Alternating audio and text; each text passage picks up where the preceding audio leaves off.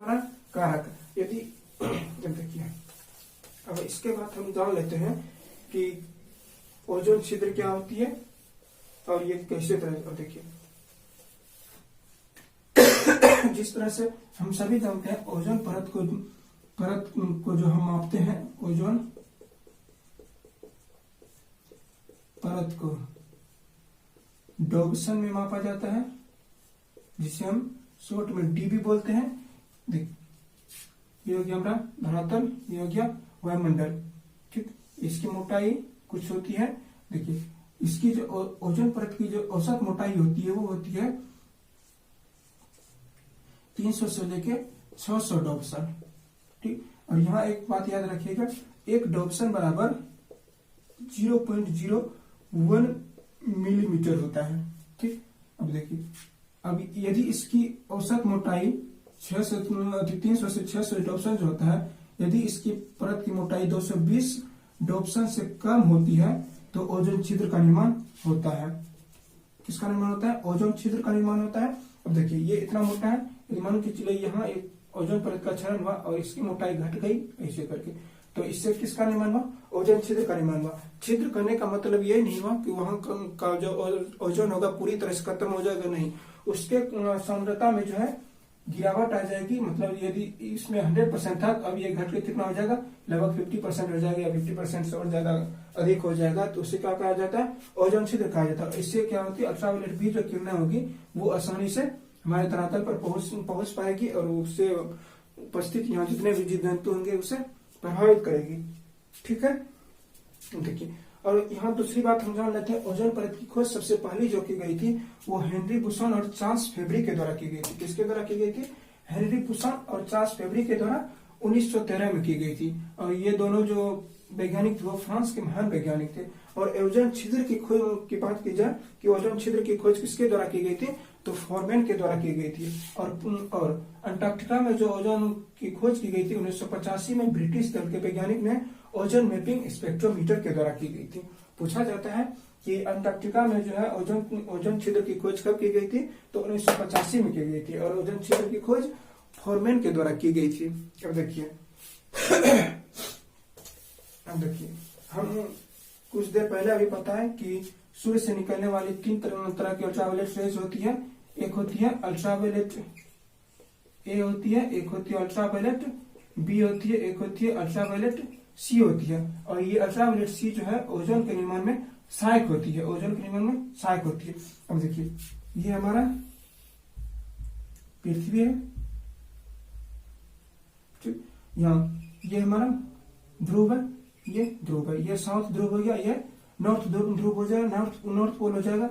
सूर्य की किरण जब भी होती है वो कर्क रेखा मकर रेखा के बीच में लंबवत होती है, इधर क्या होती है? पूरी तरह से तिरछा पड़ता है। लेकिन 6 महीना यहाँ भी सूर्य की किरण नहीं पहुंच पाती है और 6 महीना यहाँ भी नहीं पहुंच पाती है। तो ओजोन का क्षरण जो होगा वो हमेशा इस दोनों ध्रुव पर होगा, नॉर्थ ध्रुव तथा साउथ ध्रुव पर होगा। और साउथ ध्रुव पर मुख्यतः इसलिए होता है क्योंकि यहाँ जो है स्थलीय भाग है और पूरा तरह से ठंडा इलाका हो गया, क्योंकि बर्फीला हो गया। ये अंटार्कटिका जो होता है पूरा एकदम ठंडा मौसम होता है। यहाँ सूर्य की किरण एक तो पहुंचने वाली, दूसरी बात है यहाँ स्थलीय भाग होने के कारण और पूरा बर्फीला इलाका होने के कारण यहाँ ओजोन होल का निर्माण ज्यादा होता है। तो मुख्य रूप से दोनों ध्रुव पर होता है। तो और दोनों ध्रुव में से भी यदि पूछा जाए कि विशेष रूप से, तो दक्षिणी ध्रुव पर ज्यादा निर्माण होता है, क्योंकि वहां जो है सूर्य की किरणें पहुंच नहीं पाती है। सूर्य की किरणों में से ये स्पेशली अल्ट्रावायलेट सी उससे तो मिल नहीं पाता है, मिल नहीं पाने के कारण वहां ओजोन का क्षरण होता है, ओजोन का निर्माण तो हो नहीं पाता, इसलिए वहां ओजोन छिद्र देखा जाता है। मुख्य रूप से अंटार्कटिका को देखा जाता है। आप तो ये बात समझिए। अब देखिए ओजोन का जैसे क्षरण होगा, ये अल्ट्रावायलेट बी जो आराम से हमारे धरातल पर पहुंचेगी, जो जीव जंतु को नुकसान करेगी। नुकसान क्या क्या होगा हम अब वो देख लेते हैं। नुकसान जो होगा इससे होने वाले जो नुकसान हो जाएगा अब वो देख लेते हैं। नुकसान जो होगा, सबसे पहला जो नुकसान होगा ये मानव जीवन पे, यदि मानव जीव पर करेगा तो मानव जीव में जो हो जाएगा बीमारियों का सबसे ज्यादा प्रभाव होगा। मुख्य रूप से चर्म रोग संबंधी रोग होगा, चर्म रोग संबंधी रोग होगा तथा इसमें जो होगा इम्यून सिस्टम घटेगी। इम्यून सिस्टम जैसे मानव का यदि घटेगा, किसी भी जीव का घटेगा, तो बीमारी का प्रभाव ज्यादा हो जाएगा। और दूसरा हो जाएगा हमारे वनस्पति पे। वनस्पति में, वनस्पति जो हो जाएगा ये प्रकाश संश्लेषण की क्रिया, फोटोसिंथेसिस, प्रकाश संश्लेषण की क्रिया ठीक से कर नहीं पाएगी, ठीक से नहीं कर पाएगी, तो इसका उत्पादन क्षमता घटेगी। उत्पादन क्षमता घटेगी तो धीरे धीरे इसके हमारे खाद्यान्न पे उपलब्धता में भी गिरावट आएगी। तीसरा जो हो जाएगा, ये तीसरा समुद्री पारिस्थितिकी, समुद्री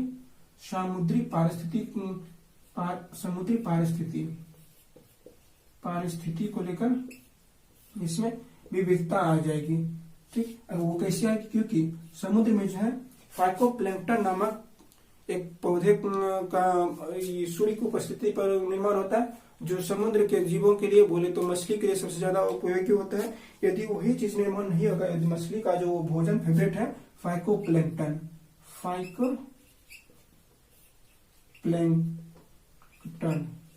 का निर्माण नहीं हो पाता है, तो धीरे धीरे क्या होता है, जितने भी समुद्री पारिस्थितिक तंत्र होता है वो डिसऑर्डर हो जाते हैं, उसको भी प्रभावित करते हैं। अब देखिए, यदि प्रभावित ये इतना कुछ यदि हो रहा है ओजोन ह्रास से, तो इसके रोकथाम के लिए भी तो विश्व स्तर पर क्या गया कार्य होगा, तो उस कार्य को भी हम देख लेते हैं। तो जो सबसे पहले विश्व स्तर पर जो कार्य किया गया था वो था वियना सम्मेलन। वियना सम्मेलन जो 1985 में आयोजित किया गया था, और यह सम्मेलन जो है ऑस्ट्रिया की राजधानी वियना में 1985 में किया गया था, और यह ओजोन परत के संरक्षण को लेकर किया गया पहला प्रयास था। यह ओजोन संरक्षण को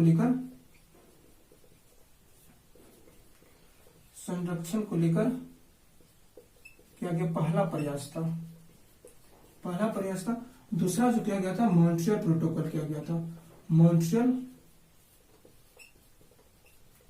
प्रोटोकॉल जो 1987 में किया गया था, और यह मॉन्ट्रियल कहां पर है, कनाडा का एक शहर है मॉन्ट्रियल, वहां भी ओजोन परत के संरक्षण के लिए यह प्रोटोकॉल आयोजित किया गया था। 16 सितंबर 1987 को किया गया था, और 16 सितंबर को आयोजित किए जाने के कारण यूएनओ के द्वारा इस दिन ओजोन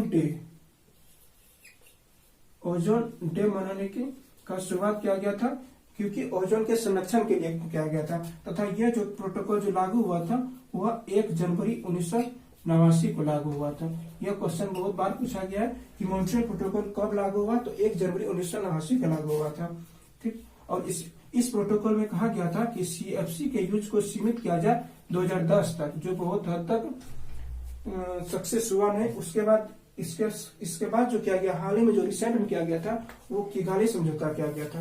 बोले तो किगाली समझौता या सम्मेलन जो बोलिए, वो किगाली सम्मेलन किया गया था 2016 में। कब किया गया था, 2016 में। अब देखिए, किगाली सम्मेलन किया गया था, सम्मेलन 2016 में किया गया था। किगाली किसकी राजधानी है, तो रवांडा की राजधानी है। किगाली रवांडा की राजधानी है। रवांडा एक अफ्रीकी देश है। वहां पर यह सम्मेलन किया गया कि सीएफसी तथा एचएफसी का उपयोग 2030 तक पूर्णतः बंद किया जाए। 2030 तक जो है सीएफसी तथा एचएफसी का उपयोग पूर्णतः बंद किया जाए, और इसके स्थान पर एचएफओ हाइड्रोफ्लोरो